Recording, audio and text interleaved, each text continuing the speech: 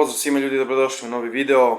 Emmerson Mnangagwa, trenutni, ali i bivši, sada je ovo drugi mandat, predsjednik Zimbabvea je ponovo izabran sa preko 50 glasova. Njegov najveći opozicioni lider koji je bio i suparnik koji je svoje drugo mjesto sa 44% glasova, Nelson Chamisa, nije među njima, što verovatno nagoveštava da će Zimbabve nastaviti politiku koju je sada vodio, koja je dobra politika, dobra i po nas, a nažalost i ona ima svojih nedostataka i problema, ali u nekom globalnom smislu, ajde da kažemo da je više na onoj strani koja je u redu.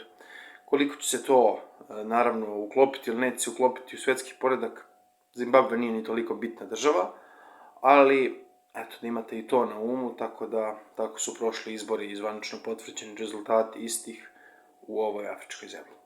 Hvala na pažnji i vidimo se.